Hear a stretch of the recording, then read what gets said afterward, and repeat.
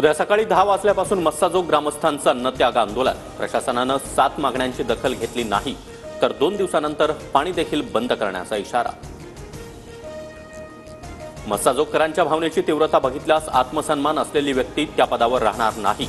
धनंजय मुंडेंच्या राजीनाम्याच्या मागणीवर पवारांचं भाष्य, नैतिकता आणि त्यांचा संबंध नाही असे देखील जोरदार टीका. नीलम गोरेंचं वक्तव्य मूर्खपणाचं. साहित्य संमेलनातील गोरेंच्या वक्तव्याचा शरद पवार यांच्याकडून समाचार. गोरेंना 4 टर्म कशा मिळाल्या सर्वांनाच माहिती, पवारांचा टोला. नीलम गोरे विश्वासघातकी निर्लज्जबाई. लायकी नसताना 4 वेळा आमदार केलं आणि ताटात घाण करून गेली. आरोपांवर उत्तर देताना संजय राऊत संतापले.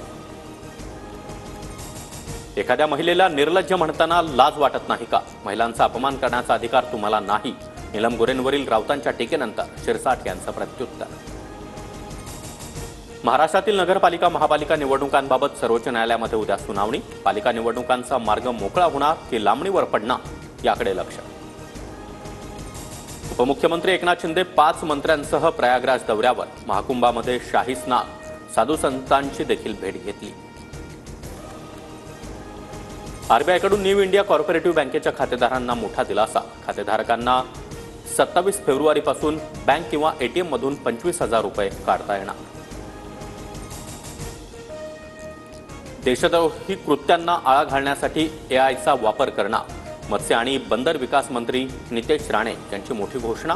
फेस रिकग्निशनद्वारे मच्छीमार आणि बोटींची ओळख पटवणार. येत्या नवीन शैक्षणिक वर्षापासून स्कूल बसेससाठी नियमावली लागू करणार. परिवहन मंत्री प्रताप सरनाईक यांची घोषणा. निवृत्त परिवहन अधिकारी जितेंद्र पाटील यांच्या अध्यक्षतेखाली समिती. चॅम्पियन ट्रॉफीमधून पाकिस्तान अखेर बाहेर. न्यूझीलंडकडून बांगलादेशचा 6 गडी राखून पराभव. भारत आणि न्यूझीलंडमध्ये सेमीफायनल.